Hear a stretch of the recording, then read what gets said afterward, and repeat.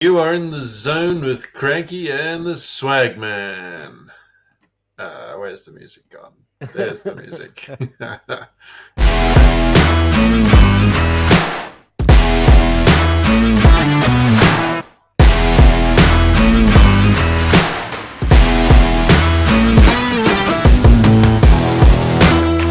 Yeah, let's get the theme song out of the way. We've got a whole lot to talk about this week, don't we? We do indeed. We've got a lot going on. And you asked me a question just before I hit the record button. Then no, I don't really have anything to talk about. That is not what you want to talk about anyway. So let's do No, it. anything and everything. So, over here in Perth, we have had a field day. We've got WWE over here from America. They're Mm-hmm. here on a I like to say 3 day week. So they did SmackDown, then Crown Jewel, and they've got Raw on Monday night. So they've had Sunday off to travel around to Rottnest Island and all that sort of jazz. John Cena's been seen taking photos in 7-Eleven. Is he He's still going? retiring. I He's thought he was. retiring. This is Oh, his he must retirement be. tour. Cool. So yeah, he's bowing out. I think his It's body's a, just had enough now, and it's about time. He's in his 60s. yeah, 50s, 60s. He's Yeah. getting up there in age. I think 50s, early 50s now. His body's just taken a hammer and like. So it's he wanted to go out on his own terms, where Yeah. it wasn't giving he wanted to give the fans a show, and he knew when his body wasn't up to the mark anymore, he would tell the fans. So then he would be bowing out of it, because he didn't want to leave the fans on a sour note where his body just wasn't there anymore, and he might break something and that'll be it anyway. So he wants to go out on his own terms in a good way to his fans and say, hey, I want to go out. This is the way I'm going to do it. And he's done it. His Mm-hmm. farewell tour, I believe 13th of December is his last match, which will be back in the States. Um, but yeah, what a bloody week they've had. So first night it sort of went off, but the second night, oh my God, the crown jewel. It went off, boy. Yeah. So unfortunately, I couldn't make it to the events, but I did watch them live on the TV, Netflix. So they were streaming straight from RAC Perth Stadium. Yep. Yep. So we got to watch every event anyway. They know how to Um, put on a good show, the WWE, but I oh, haven't they watched them do. since I was like maybe 13. Yeah, exactly. I'm probably the same. I've watched bits and pieces here and there, and when like main And events come on, I'll watch it. I'll be like, yeah, "Oh, what's going on?" and try to catch up on everything. I mean Um, John Cena was around when I was a kid, so yeah, like John he's got Cena, to be like, getting on by now. oh yeah, he's going into early 50s now, so he's Same just with had the enough. Undertaker and all 49, I them. think he is. Yeah. Yeah, Undertaker's now retired. Stone Cold Mm-hmm, Steve mm-hmm. Austin. Unfortunately, Eddie Didn't he Guerrero is no die? longer around. No, Steve Oh, it's Austin's Eddie. still Eddie, around. yeah, Yeah, that's right. Eddie's the one that passed. Eddie passed Um, away. but Unfortunate. it goes to show, like, yeah, most of these people that pass away are always Mm. due to either drugs or heavy alcohol usage or heavy drug usage. And then you've got people like Charlie Sheen who just heavy drug use, acid, always snorting up the fluffy powder, and he's still kicking it. Now obviously kicked the Mm. drugs, but you would think out of everyone that was a heavy drug user, he would not be around. But yeah, he's still kicking. Yeah, well, I mean, what's his name? What about people like Willie Nelson as well? Yeah, You can't tell me Willie Nelson's been sober his whole life. I'm pretty nah, sure no way. it's purely because of the weed and the alcohol that he's managed to pickle And himself and I last this long. reckon I reckon they've stopped the drugs at a time where probably their doctor's like, "Do you want to live? Like, do you want to die or do you want to live?" I And I know. think that's when they've probably stopped and turned to like marijuana or something like that Mm, and been smoking on that. And marijuana, as we all know, has a medical side of it. yeah, So who knows? Like, obviously, the research is still early days, but who knows what's going to happen and how they're going to figure out the usage and how to use marijuana medically. But those that have been chronically doing it since they were a kid, like barely have any health issues other than they can't dream. Apparently, smoking marijuana means you can't dream.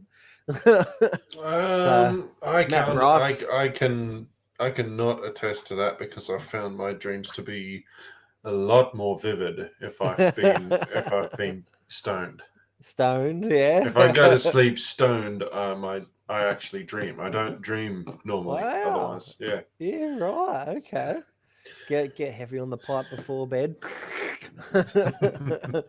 just drive that bus down the road and be like, hey. Hang ten, guys. Hey, everyone's waving at me. Bye. They all think you're waving. You're like, I'm on a cloud. It has its benefits and it has its downsides. It's a little joke that I made up for myself.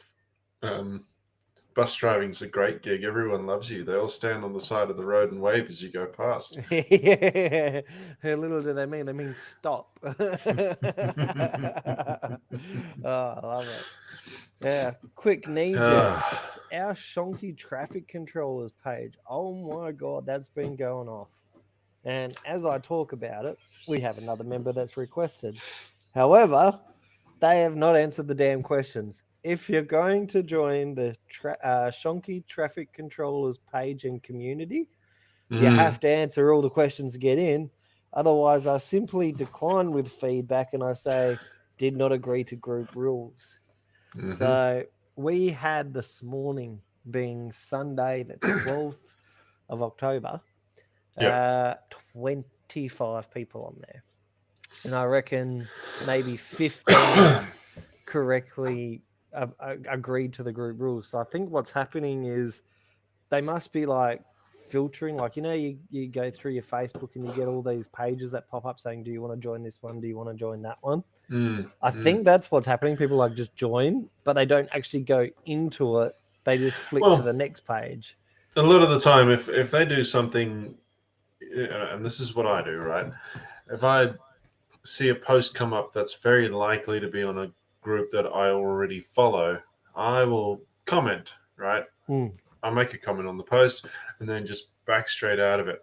What happens is Facebook, it goes, oh, you're not a member of this group. So I'm just going to I'm going to make a little pop-up window for the terms and conditions for this group that you have to agree to.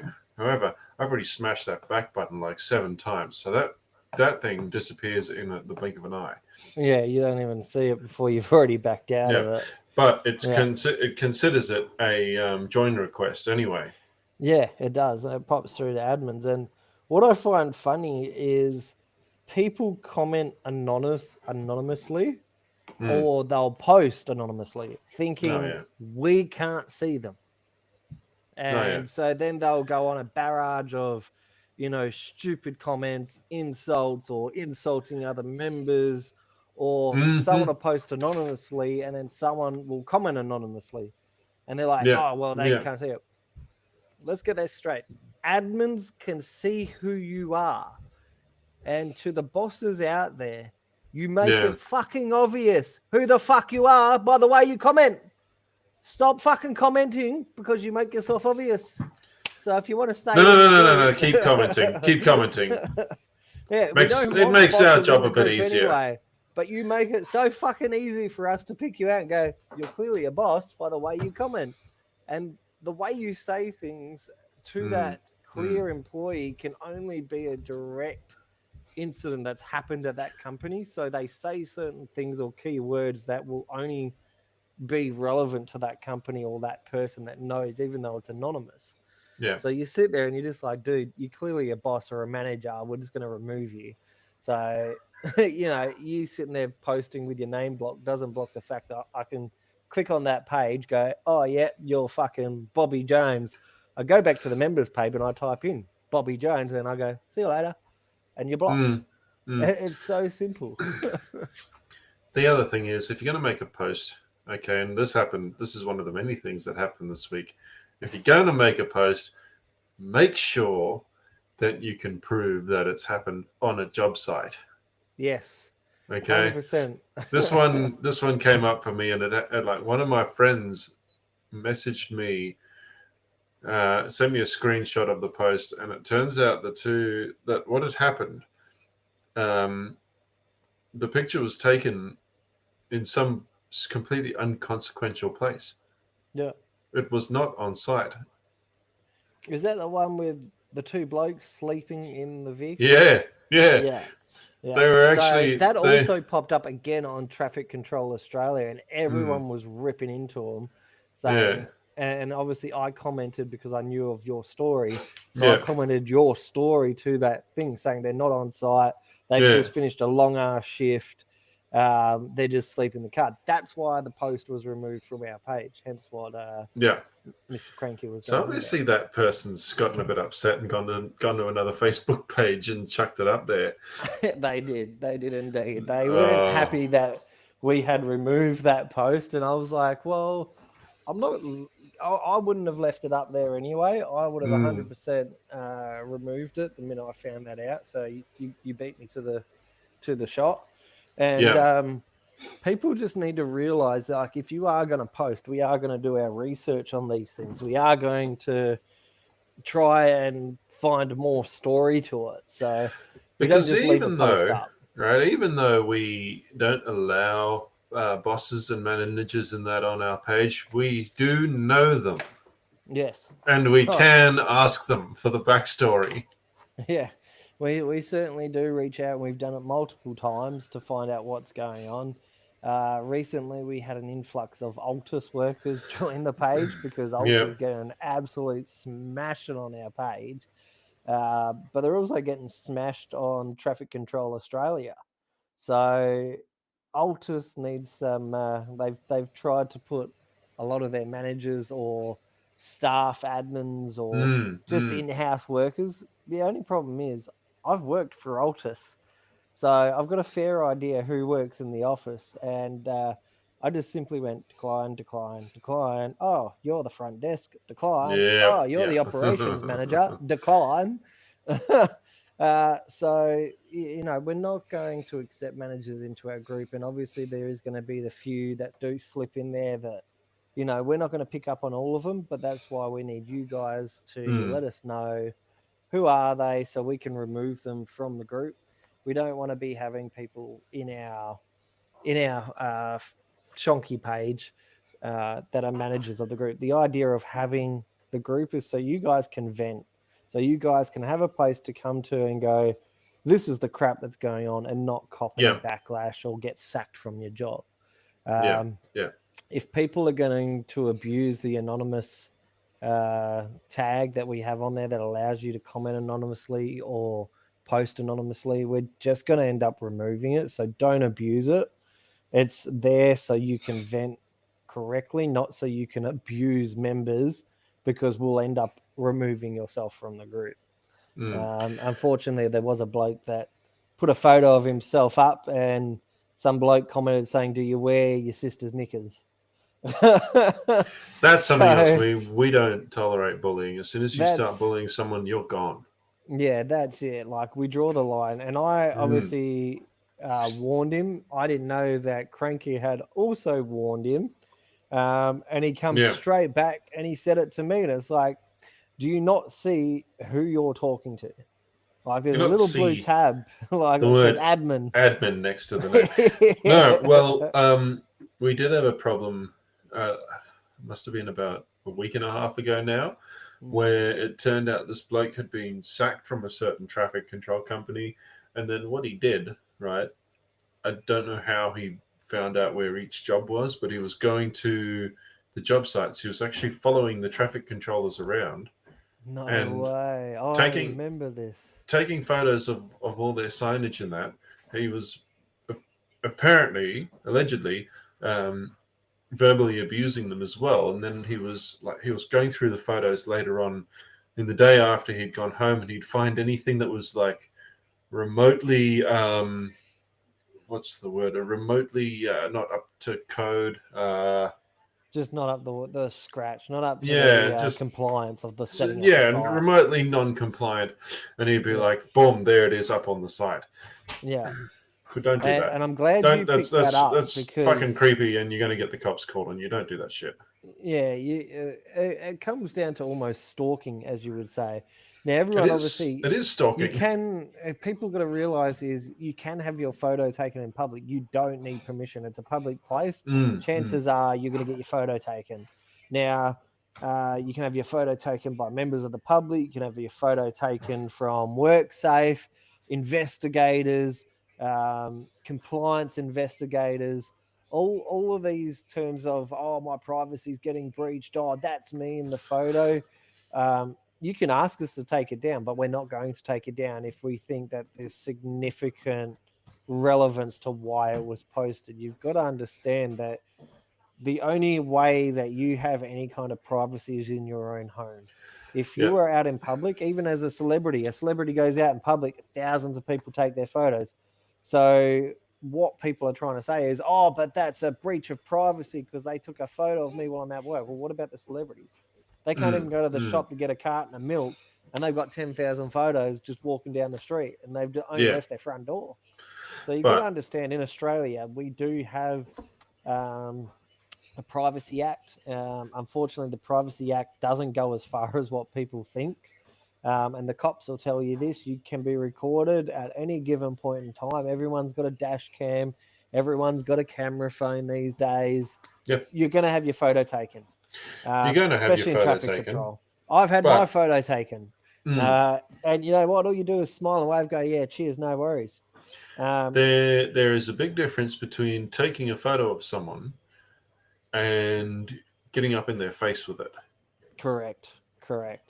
There's a lot of people out there that will deliberately do it to provoke an argument. Yeah. Instead of doing it to say, hey, this is what is wrong. Let's talk about the issue. Yeah. Well, if the person has voiced their discomfort with having their picture taken, to continue to do so is actually considered harassment. Correct. Yeah. So there is a borderline of it. So you can take the photo, but if you're there to deliberately provoke or want an argument out of it, the role is reversed. The law reverses on you. Oh yeah. Or to what's the word? To intimidate people. Intimidate. Yeah. Intimidate. Because that's what this bloke was doing. He was getting right up in these girls' faces with the phone out, taking pictures of everything that they were doing, and it's like, well, this is now crossed the line from simple report to a simple from public photography to harassment now. Yeah, intimidation and harassment, and could go as far as because you're putting females in fear of their own work. You could be seen as stalking them because they're females in traffic control, and you're sitting there taking photos, trying to get a reaction from them. It's not good. This guy that's done that obviously was removed from our group. We banned them straight away. The minute we found out about it, he was gone. I believe you caught onto it and banned him. Yeah, I did. And the girls in question have also pressed charges now because, like I said, he was harassing them. There you go. So it's a fine line that people need to understand the Privacy Act when it comes to taking photos. Now, you can take the photo. Every company is always going to complain. People are going to defend the company. But at the end of the day, if you've done a shonky setup or you're mistreating your employees and a photo's taken and you end up on Facebook, you can't sit there and say, oh, no, that's weird. That's not what happened. That's not what happened. You can defend it. But if you've got 100 people saying the same thing, we're not going to believe your side of the story compared to every other comment that's been posted. And honestly, if you've got a crap setup, then you deserve to have your photo taken. Exactly right. Or at least the setup deserves to have its photo taken. Exactly right. It's called name and shame for a reason. The pages are there. You're going to get caught. Now, we don't deliberately go out our way to single out any individual company. Every company, I believe, has almost been plastered all over the state. LGC's been plastered, Altus, LAC or Slack, as some people call them. Altus. LAC's copped a blasting as well this last week. Exactly. They've just been getting absolutely hammered. There's been a couple of photos from them where blokes are sitting in the car with the bloody cone next to them, so they're just using one hand looking in mirrors to look at traffic. It's like Yep. that's pure lazy. Like if I mean, you're actually doing that and you're not doing it for a gag, like you do it for a joke, haha, okay, funny, but then if you've got traffic there and visibly see there's a camera watching you, maybe get out of the ute and look like you're doing some work. I mean, everybody else has to do the right thing, so do you. Exactly right. And yeah, traffic control sucks. You're standing for 12, 14, 16 hours at a time. You do get a break in between. Is it long enough? Probably not. No. Are they breaching your hours? Most likely. But are you replaceable? And the answer to that is simply yes, because every man and his dog can go get a traffic control ticket. You can be a backpacker, you can speak no English, and all you have to do is be able to turn up to the course, be able to understand the course and what's going on. You still have to have some sort of not basic even that understanding of English over apparently. here, at least. Over here, at least you do. Because otherwise they won't pass you. You actually have to have some basic understanding of English, and they do that right at the start so they don't waste anyone's time. But there is people that get through because they know the person, or they go to a particular company because they know the person training that also knows them in an outside of workplace, and they get their tickets that way. And unfortunately, our industry isn't keeping up in terms of the way these tickets are being handed out. I think it's a tick and flick exercise. It's a Centrelink easy job. Let's throw them in traffic control because we've got a corporate bloody contract with this company, and we'll get you into traffic control. And it's an easy pass for the like the disability or job centers job is obviously helping find jobs. So it's easier for them to throw you on a traffic control job, knowing that once you've got the tickets, you're going to get a job.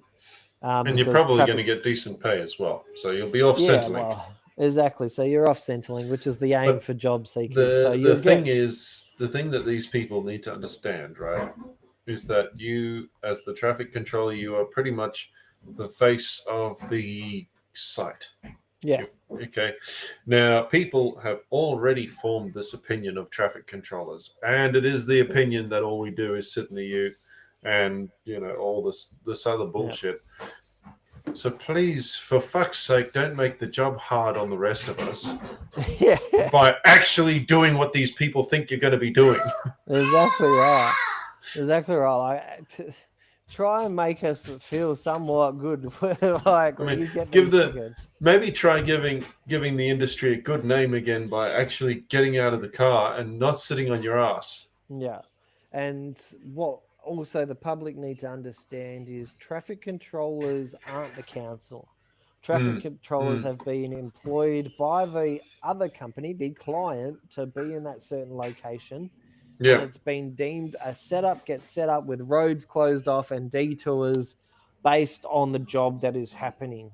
The traffic control operations manager or the planning team go out to site, or should be going out to site, and then they plan out the job. Okay, this is what's going to get done. This is the kind of road. Oh, we're going to have to detour people this way. Does it come back to a main area? And they start doing the planning that way. That's the way it should be. Most of the time they're using Google, which is being cracked on by WorkSafe. Now they want video evidence that the planning team has actually gone to site and actually done the planning. And if you can't produce the evidence via video that you've gone out to plan the job, which is a simple GoPro recording device, hit the play, let's go to site and plan the job out, and then take it off, upload it, and put it in your files. Even when I was working for Lindbeck and we were going to 2 or 3 different jobs in a day, most of the time, actually all the time, except for the sudden emergency jobs, most of the time the job scope would have photos on it of the job site. So, and that would be my old mate Brandon. He'd go out to every single job, take 3 or 4 photos for the benefit of the traffic controllers in inverted commas, and attach them straight to the job scope so that it would all get tied in nicely. And there you have the evidence that he's actually been there, because it's not taken from Google. Google Earth. These would be That's probably pictures that you outdated. can. Yeah, these are pictures that you could clearly see were taken while that job site was still a construction site, not Yeah, you know, yeah. not taken from street view where it's like, oh, They're that not. They're house, not that council house, workers. that house looks very different. Yeah, that house used to be red. Why is that a brand new model house now? Yeah, why isn't Yeah, there a fence anymore and like half the garden's dug yeah, up? yeah, and two-story mansion on the site. Yeah, so traffic controllers are not council workers. They don't get to determine how it works. It's all out of their hands. That comes to the planning team. So if you've got an issue, go directly to the company and speak to the planning team. Put your complaints into them. Because believe me, if traffic controllers were council workers, we'd have a whole lot less to do. Because apparently, council doesn't have to put up signs or anything when they work. No. And God, a council workers copping it. So we're in the midst of an election at the moment. Like it's every council suburb election for our state. Yeah. It's not a state election, it's a suburb council election. So you get to decide who's going to be on your council board. Now, it costs $680,000 nearly to run an election. And it's not compulsory to vote in a council election. I was speaking to a bloke recently at the Boat and Camping show. And he says, oh, there's no point in me voting. They don't listen to us anyway. So why vote for them? They're just going to decide who they want anyway. So he's not voting based on the fact that the council don't listen to him in his suburb. So why should he bother? And I tend to agree with him. Well, because if you don't vote, they're not going to listen to you anyway. Well, that was the other side of my argument. I was just like, but if you don't vote, then how are you meant to get your voice in there? I do agree with it, though. I mean, like, yes, we have elections and that, but how do we know? How do we as the public know that these votes are being counted correctly, or if they're being counted at all? Because you don't have there's no camera in the actual counting room, is there? No, there's not. And look at what happened in the last federal election, where an electoral person took votes home with them. Like, how there was only 34% of people that voted for Anthony Albanese. Now, off the record, I spoke to a minister who has been on TV and is in one of the parties. Can't mention who because get him into shit. And I just simply asked him. I said, Anthony Albanese knows that he's the most hated person in Australia. We don't want a Charlie Kirk situation here in Australia, but he's been threatened multiple times.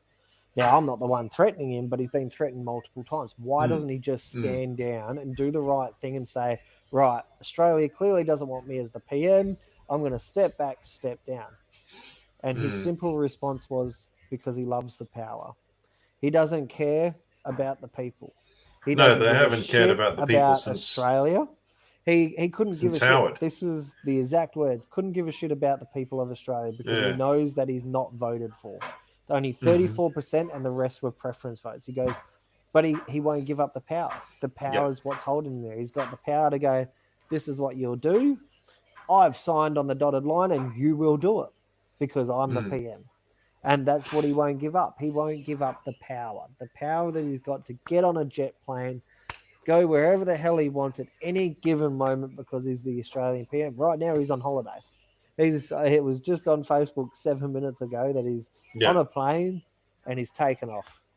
So, why not retire now and take the pension and still be able to get on the fucking plane and do whatever you want? Exactly right. Huh? They still get paid. That's the weird thing about this politics system we have is when a PM finishes being PM, they still get paid as if they're in the job. Even though John Howard still gets paid. Julia Gillard's still getting paid. And I believe it's either 3 or 6 months after they still get the security team as well. So for that very short period of time after they've left the top spot, they still get the security team that we're paying for, that me and you are paying for. So, he doesn't care what we think. And I think the attitude from the people are now they've just given up. They don't want to vote in local elections. They don't want to vote in council elections, state elections or federal elections. They've had enough of voting because they're like, well, no one's going to listen to us. What's the point? So the council can't be jumping up and down about it. And I'm sure it's the same over in your suburb. If people go, well, I'm not voting because why would I bother? Because what's the suburb you're in? You're in Campbelltown. I'm Yeah. not voting for the Campbelltown Council because there's no one decent. This bloke says he's going to do something but never does. This one over here says he'll lower the rates, but it never happens. They get voted in, and it just nothing changes. They're all politicians. None of them are They're decent. politicians, and they're all trying to drive their own agenda. There's a bloke running in our council at the moment that keeps pushing. I would say federal problems and state Yeah. problems. They're not local council problems that council can fix. But he goes to these meetings and he's talking about things that just aren't relevant to what the council can solve. And that's not going to get you votes. You need to be you can talk about it all you like, but people are going to think you're not there for them and you're only there to try and solve that problem that you can't solve. Hey, come on, guys. All we want is to have the potholes fixed, the bins picked up on time every week, not fortnightly, and to have the rates slightly lowered. That's it. That's all we want. You don't have to want a 3-bin system because it doesn't fucking work. Hey, you're talking to someone who has 4 bins over here. 4 bins. What have you guys got? I got 2 green bins, a yellow bin, and a red bin. Oh, you're one of those with the 2 greens. So we've got 1 green that I'll be lucky if I put 6 things in it. So the other day I done a garage clean out and we filled up all 4 of our bins. So we've got 2 small red bins, 1 green and 1 yellow. Now the yellow's the size of a bloody double the size of a normal general size. Like it's one of those big square ones. Luckily enough, I had Mum's trailer, filled all those bins up, and we had to go all the way down to the tip and dump it off. Bin man comes around on the Thursday to pick up the red bin, and I had nothing in my red bin for once. It's so weird that you've actually got to take it into your own hands now to clean your own yards up now. Like you don't get shit picked up weekly like you used to where, I'll put that in this week's bin. Now it's like you need to decide what's going in the bin because you've got 2 weeks before it gets picked up. See, I actually have a big enough yard that maybe every month or so I fill both green bins up when I mow the lawn. Yeah, so I've got fake grass. I've got turf at the back here. I got lawn, I got weeds, I got hedges, I got trees, I've got my God, the whole dogs. The kid caboodle. I get a half a green bin in a month filled with dog poo by itself. Those things do not stop. Yeah, for us, they call it FOGO over here. So they expect us to put our dinner scraps or offcuts or anything like that in the FOGO bin, and that gets picked up weekly. Now, the other week, the council had a meeting, and they're like, the contamination rate of the yellow bin is 24%. I think we need to educate the people on how to recycle. Now, the council is fully aware that people are sick of hearing the word education. They know how to recycle. They know how to do the FOGO. The issue is the red bin's too small and it gets picked up fortnightly. So they're contaminating the yellow bin that is twice the size and gets picked up weekly. I'll never get why the yellow bins, because it's the same here. My green bin is probably only slightly fatter and longer than this beer bottle. Yeah, I've got... My red bin, sorry, and the yellow bin is like the size of the fucking Titanic. So I never fill the yellow bin, but I got to put it out every fortnight. Why?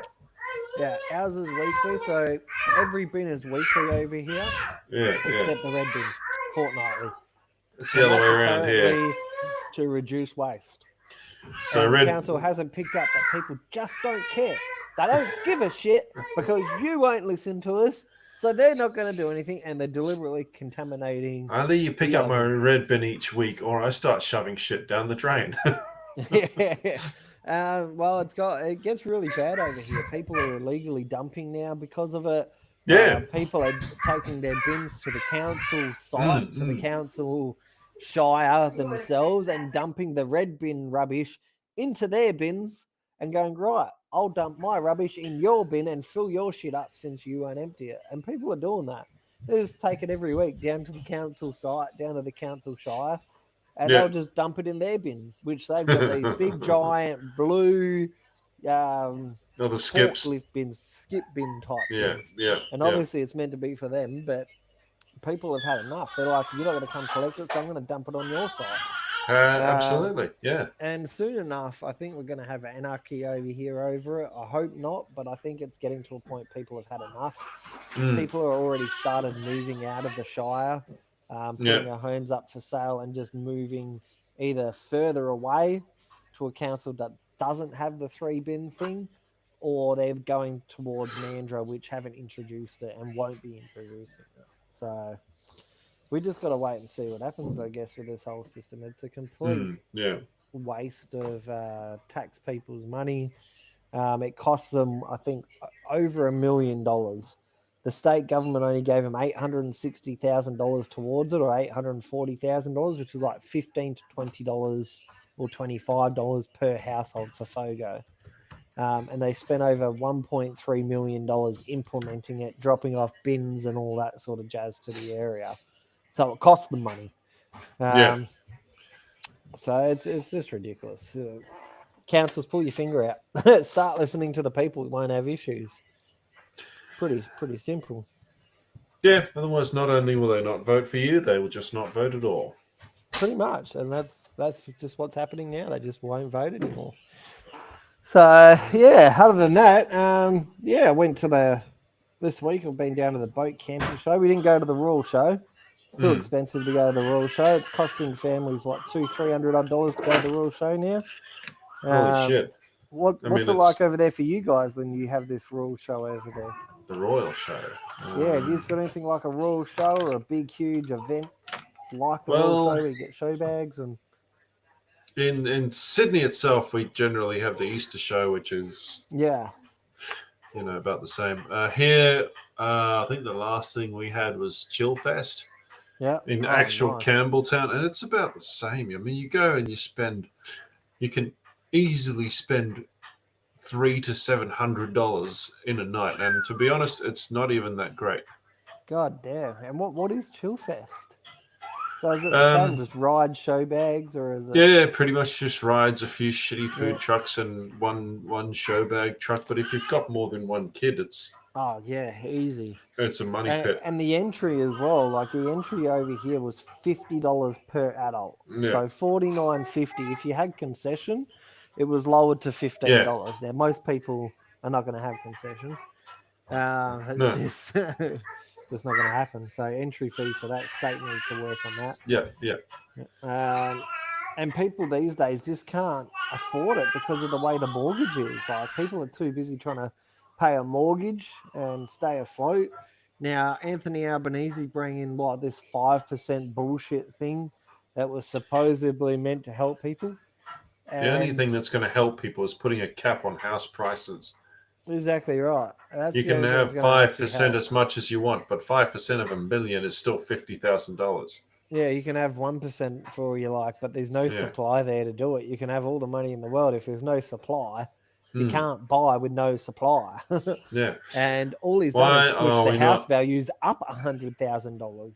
Yeah, so because now there are more people who are eligible to buy again. Yeah, so he's pushed up the prices, which has made that 5% even higher again and harder again. So if we were to sell this house now, we'd be looking at, we were at 850,000. Now we're looking at 950,000. Yeah. Like it's just ridiculous. We've almost got $1 million home here. Like the one around the corner was bare basics, no back garden. You couldn't run around. It was just a small, it almost looked like a granny flat, but it was brand new. They built it, they sold it straight away. They got 800,000. Yeah. Oh, sorry. They got 750,000. Another house that had solar panels on it but no battery, 800,000. Now we've got the solar battery, backyards almost finished off. We've done some things on the inside, and we've done bits and pieces here and there. Bit of a unique bathroom, as you've seen, with the shelf there where you can lay down if you're not feeling well, and just relax on the bedside shower there. Our bath has a bath pillow in it, so you can actually relax in the bath with a bath pillow. And it's a deep bath as well, so it's the largest bath you could actually buy for that house. And we've just been told recently by the real estate the house is now worth $950,000. So if we were to sell right now, yes, we could buy another house, but we'd have a smaller mortgage, but we'd have to go through the whole process of looking for a rental, which why would you want to go looking in this market with 100 people turning up to a rental and you having to compete? Yeah, I saw that video as well. That was in Brisbane, I think. 100 that was people. in Brisbane. 100 people turning 100 up. people turned up for a rental inspection. That's fucked. Like, the best advice I can give to people. So if you're listening to this and you're looking for a rental and you're struggling, you're like, I don't know why I'm not getting it. You've got to make yourself appealable. If you've got pets, chances are owners are not going to be like, oh yeah, pet friendly, but they have to by law say pet friendly now for all the houses. But some owners just don't want pets. So you got to think about these things when you're going for a rental. Do I have pets? Is this going to be a problem? If you don't have a good track record with your rental history, you're also not going to get in there.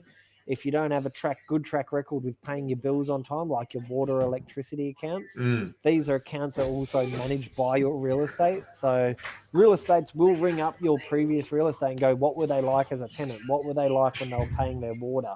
Were they ahead? Did they ever fall behind? And the real estate is obligated by law to tell the truth. So you can't go to your real estate, oh, I'll put you as a reference, but just lie to them because they legally can't. Yeah. So, they can't. They're also looking for long-term tenants. They're not looking for short-term tenants. They want people that are going to stay in their home for a long period of time because owners don't want to have to pay the fees of putting it back on the market. So think about all that when looking for a rental, and also think size for capacity.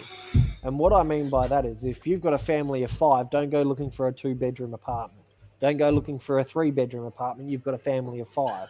So they're going to think about that when looking at all the applications because, say me and you went and looked at a 3-bedroom apartment, we would get it over someone that's got 4 kids because it suit that apartment compared to someone with 4 kids.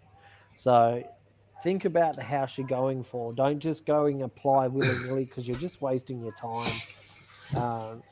Just really think about it. I'd be very interested to find your take on not the houses that actually are getting rented out, the ones that aren't, the ones that people buy and then just leave them empty for tax purposes. What do you think of that?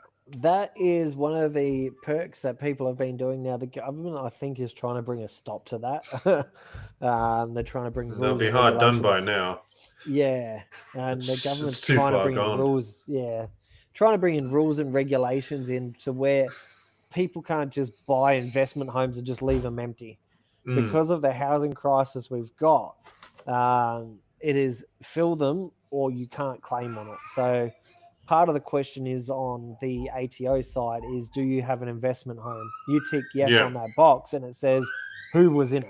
That's the next question is who were your, how long were your tenants in that property? And if you say nil tenants, it's just going to say cannot claim. Yep. So you won't negative be able to claim gearing for you, bitch. No negative gearing, no nothing, no tax deduction. It just simply go, okay, no worries, and it'll move on to the next part of the ATO site. You can't just buy houses and just leave them empty because you want to have a tax benefit on it. If it's a house that needs to be done up, there's another part of the ATO site there that will ask you, is it being renovated? So it'll actually go through the yes and no and why reasons. It doesn't just go plain out, that's it. You're doing something shonky. But why not take as much help as you can paying off the Exactly mortgage? Right. So what you want to do is if you're going to go down that path is get an investment home and rent it out. But make sure the rent is covering the mortgage of if you own that investment property. At least a third. Great. But at least have some sort of income coming in to pay for it. Why have something sitting there that you're having to pay rates on and an empty house? There's no point. There's plenty of people that would live in a shack right now.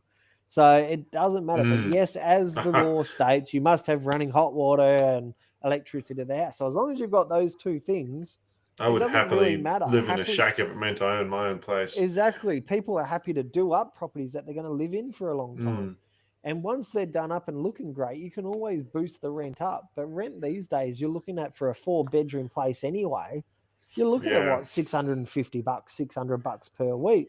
In most cases, that's paying someone's mortgage already, if not the primary house mortgage. and then using your income to supplement the investment home. So use the money that you're getting from the investment to pay off your primary mortgage, pay it off quicker, add some extra to it from your pay, but then put the rest of it away. So if something happens to your investment home, you've got the money there.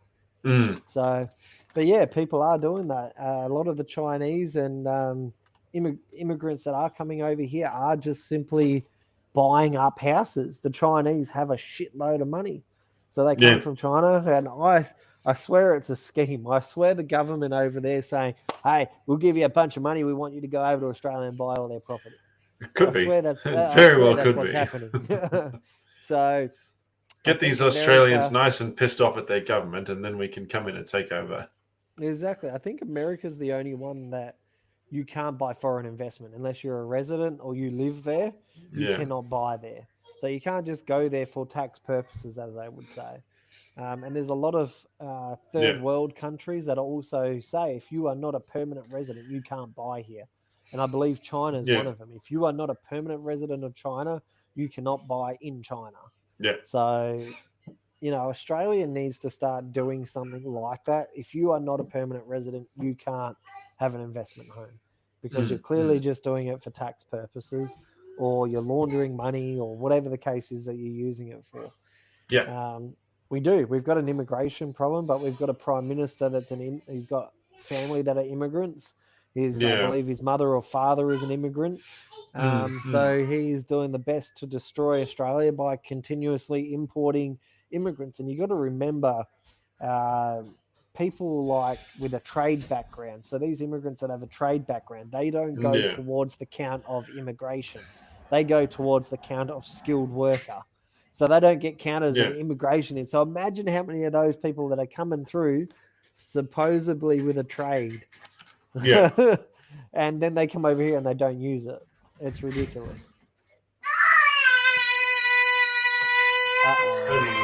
Oh dear. What's happened? Hold on. I better go and check this out. Yeah, go check it out. What happened?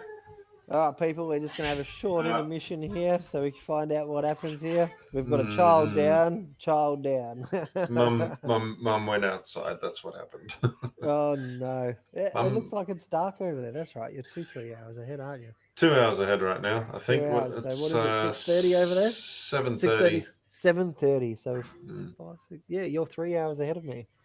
So it's still 4:30 here. We've still got daylight. Keep looking at yours going, it's so dark outside. And I'm like, wow, it's still light. So I think that's what I loved about Sydney is when I was traveling around is you're always 3 hours ahead. And so I'm calling home and I'm forgetting that, oh shit, it's like still 4:30 in the morning. It's like 7:30. I do the same thing with I do the same thing with my dad. I'll call him at like 2 a.m. here, and he's like, "Oh, what's going on? You're woken me up." They're what are they? Well, 2:30. I say 2:30. Woken up anyway. They're 9 hours behind. Oh wow! Behind New South Wales anyway, so they're 6 hours behind you. So what made you leave your family there and come to Australia? Like, was it your mum that came here, or they split up? How did that all? I have a weird theory about that. I'm fairly certain that Mum knew she was dying before we left. Yeah. Okay. Yeah. I think she found a lump or something like that, and then went, "Shit, I need to get to a country that's got free Medicare." Yeah. So she met this Aussie guy online. Scammed him into marrying her, and then brought us all over here. Yeah, right. And that's how, mate. So have you ever had the urge to like, because I always get the urge that I don't belong. Like, I feel like I'm meant to be somewhere else in another country. Like, my background's German and Czechoslovakian. And I always felt like the urge to go over and, just live there for a bit or whatever, like. Have you ever felt that where you just feel like Australia is home, but like you just feel like your body's dragging you back home, if you know what you mean? Yeah, I feel it. Don't worry. Yeah. Um, It's a weird feeling to have, Mm. like that you know that you love being here because of the freedom we have. You know that you don't know the language over there. You don't know what it's like politically over there, what it's like to live over there. How bad is it? But then your body's like, you need to go live where you know you belong. Like it's like, yeah, no. Well- I've always had the urge to go want to live in the UK. And I don't know why. And I asked Mum, I feel the urge. I want to go live in the UK. And she goes, well, we lived in Scotland for a while. yeah. I wouldn't know. I was a fucking child. I was a baby. I wouldn't mind the UK. I think the UK would be a pretty good place to live. Yeah. I do have family there, but I've never been there myself. Yeah, I feel like the weather is just different over there. They don't have many sunny days and they have more rain than sun. But I feel like I would absolutely kill it over there. I think I would have so much drive to want to achieve so much that the way I think people that are born there just get in this routine of this is what it is, £13 an hour. That's all I'm worth, blah, blah, blah. Instead of going, negotiate. Like, I reckon you just go somewhere, you find a job you like, you negotiate, you tell them your skills. And as you know, I'm a great talker and I've got some great skill sets over various fields. And everyone who listens to this podcast knows you can talk too. Oh, yeah. And you can move in each different industry, and whether it's civil, inspectors, work health safety, or, working on a bloody dump truck, water cut, working in the office, working in fast food. I just feel like even being in law enforcement over there, you look at the wages and they're so low, and you're just like, man, just work up a ladder and still, instead of getting stuck in the one position, work your way up. Yeah, but it's a similar thing for me, but it's the other way around. I know that I would smash it there because I have skills that are actually sought after there. If I was to move there, I know I'd have a job pretty much straight away because I'd go and work with my dad. Yeah. Because you don't need training to get a fucking good job over there. Exactly, and there's accommodation. You've got that sorted. You'd have dual citizenship, wouldn't you? Or is it? I'm a permanent resident here, so I still have citizenship of South Africa. Oh, well, there you go. Yeah, so you've got that dual citizenship situation, so you can go backwards and forwards as you please, which is good on one hand. So you can always buy real estate in South Africa and sell up or rent it out. Use that income. And that's the other thing. Pay off your house. Real estate is dirt cheap there. Yeah.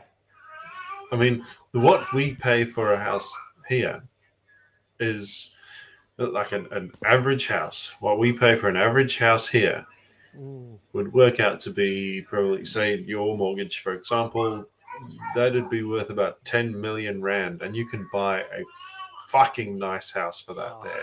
I've always thought about, like, just if I didn't have responsibilities here, like, I think when my kids get older, it is something that I'm going to end up doing, where just sell up and move to the UK or move somewhere else just for a bit, just to experience something different for a while. Whether that's the UK, South Africa, Asian country, like, people leave Australia, they sell their house and they go to move to Bali because you can live like a millionaire in Bali. Oh, yeah. Oh, yeah. You can advance, you can get property, you can do everything you need to over there because you're going over there already preset and loaded. And then they sell up shit over there and they come back over here and then they're set up over here because they've done all the hard yards over there. Yeah. So, you buy 20 properties over in Bali, for instance. Yeah. And then they make money, you sell them off, and then you move back to Australia. Bang, there's your house paid off the minute you come back. I think before we sign out, I'm just going to say this. My dad's a private investigator, as I think I've told you before. Yes. He was recently doing a job for an estate, right? This is a wine estate in the middle of Cape Town. We do have wine estates in the middle of the city there. It's quite interesting. But he goes, this house, the entire estate is worth 6 million rand. What? And I went, what do you mean 6 million rand? Like, are you kidding me? If I owned this house and I sold that thing and I moved over there, I'd be able to buy that whole fucking estate. like Yeah, that's insane. integrated business and everything. That's insane. See, that's the kind of thing I think about. Like, and then you just got to weigh it up. What is my living of South Africa going to be like? Is it good to live in Cape Town? Is it, does it have I mean, established roads? you think, yeah, it's got established roads. It's a proper thriving city, but Oh, wow. you think Australia has a beach beer and barbecue culture? Wait till you go over there. They're probably living it up. Cape Town, That's, Cape Town is itself. I don't know much about Johannesburg. I haven't been there. Has a beach half an hour in any direction. oh, wow. It does not take long to get to the beach. And on top of that, right, you want to take a day Do a off trip. work. Yeah. If you We want to should take go over there. if you want to take a day off work to just chill out, okay, it's not going to cost you your rent money. Yeah, exactly right.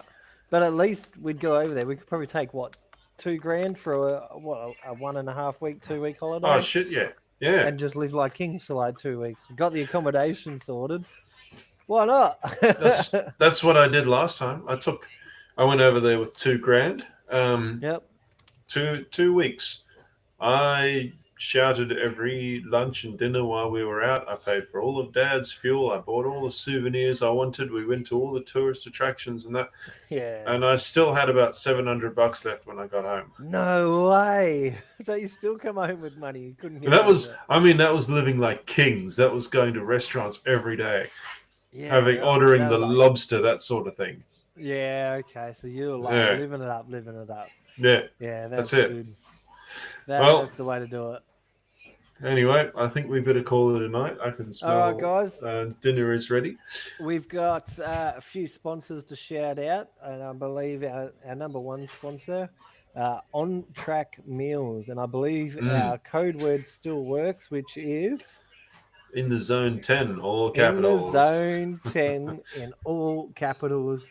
But I mean, by seriously, On Track Meals has saved my ass a few times. Just they're great. this last week, because there have been times when I haven't been able to pack a lunch for the bus, Yeah. and I've just chucked an On Track meal. What did I have last time? I think I had the I had that mashed potato and pumpkin one, and I mixed it in with the beef. Mine was the And lamb I- rogan oh. Josh, I think. Yeah, They it's do have so a lamb good. rogan Josh. Chuck that in the bag. You know, get to work. It's dinner time. I set it up inside the bus. You know, buses have those little cargo areas, right, Yep. on top of the front wheels. I just set it up there. Put the water in. Let it do its thing. Boom! I have a hot meal, and it cost me next to nothing. Yeah, and the best part is, so I went out gold prospecting. What was it, about 6-7 months ago now, and I didn't get the Go bucket because it's quite expensive. I think it's like 200 and something odd dollars. Yeah. But I did get about 15 to 20 meals that I took with me and smashed through them. Meanwhile, my brother-in-law, he's like, oh yeah, got to get the camping tent out, got to get the barbecue ready, got to get the cook. By the time he'd messed around and got the barbecue out, the cooktop out, got the pots and pans, got the meals out of the fridge, and he's about to cook. I've already had my meal plus dessert plus now I'm sitting back just scoffing down an orange juice. So And they do. like, They oh, have you already serve, eaten? they give I you was like, dessert too. yeah, and that's the best part. The puddings are the They best. give you I a love pretty the good puddings. pudding. Yeah. Yeah, and they've And got then the rice there's- one, which was great as well. So the rice pudding. Then there's all the snacks. The snacks they snacks, give you, yeah. like they'll give you. What do they give you? Skittles. They give you Mars Skittles, bars. They give you. chocolates, Mars bars. Yep, the whole Yeah. kit caboodle. Some of them even come with toilet paper. Yes, that's it. And I think they're only one step away from just doing a full first aid kit. Hey, the first aid kit will be good. I tell you what, you see my first aid kit? Fuck, I'm ready for the Outback. So $950 first aid kit, but I got it for like $200, and I've just been adding things to it. Yeah. So I've got all the gels and the sprays and all the stingos. You know, I'm prepared. Snake bites. Hell, I could almost start performing surgery with the surgical kit I've got. So I'm there well we go. set. Maybe they'll listen to this episode and they'll be like, "Hey, maybe we'll get some pointers on this bloke from this bloke on how Exactly to right. keep an eye out on Track Meals website. You'll see Swagman's first aid kit up there, and then you'll be able to get 10% off with In the Zone 10, all capitals. In the Zone 10, that's it. Another one we want to. Hey. The other one we've got, which was a recent one, which I haven't shouted, is called Inflow Filters. Inflow filters. Okay. Yes, so Inflow Filters, they filter your kitchen sink for on the tap. They are pretty good. They are bloody amazing. We use them at work. Yeah, like it filters your water and it tastes cleaner. You don't taste any of the chemicals in there. So shout out to Inflow Filter. Because I don't know if anyone else knows this, but most train stations will have a little hidden away, what do you call it? A little room for bus drivers, right? We get our own private toilet. We get our own private cooking area. It's actually a cooking area, food prep area for when we're laying up over lunchtime or whatever. And a lot of not a lot of the time, some of the time you're not lucky enough to have a meal break at a train station, but they do have that filtered water coming off the tap, and it tastes fantastic. It's just, I don't know how to put it, because I mean, water doesn't really have a flavor, but you can taste that it's gone through a filter. Yeah, that's you it. can. Like it's almost like the flavor that water doesn't have is gone again. Yeah, you can almost think it's spring water. Yeah. So the other shout out we've got as well, we've done a giveaway on our page for them as well, is Aussie Power Hydro Jugs. So good on Aussie Power. Aussie Power. They're a company where you can get up to 4 liters, 5 liter jug. Keeps it cold for 24 hours, I believe it is. And whether 36 hours, 36 plus hours cold.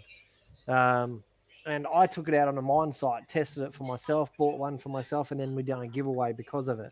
And it keeps it cold, like unbelievably cold. So if you're looking for a new jug to take to work and you're looking for a big 4 liter or a 6 liter, jump on the Aussie Power and type in Hydro Jug, and then you can see all the different liters there. I believe it's 1 liter, 2 liters, 4 liters, and then 6 liters. So they're a bit pricey, but they're worth it. They're worth it, 100% worth it. Alrighty, guys. I believe. Do we have any more shout outs to give? Why don't we drop a little high for Stevie Van der Heiden? Oh, Stevie, hi. Yes, how's it going? Three-wheel bicycle podcast. We still listen to you, mate. Yeah, I reached out to him the other day saying we've got to get together and do a recording. He's like, yeah, we've got to sort that out. So that is going to be coming soon, where Three-Wheel Bicycle and the traffic controllers in the zone will be joining them. So, and I'm sure they're going to ask all a bunch of shit about Australia, so nothing's going to be related to traffic control. It's all going to be related to Vegemite. It's going to be Vegemite and Tim Tams, I think, and talking about koalas and kangaroos. But they're probably just going to get amazed with the Aussie accents and be like, "These are all Aussie." So, yeah, I'm half Aussie. Half Aussie. You're halfway. You'd think you're South African, but you don't sound South African anymore. You're sounding more and more Aussie each day. I should. I've been here for 23 years. All right, well. Guys, see you guys next week for another episode of In the Zone. All right. And, keep safe. Time to smash the old outro music.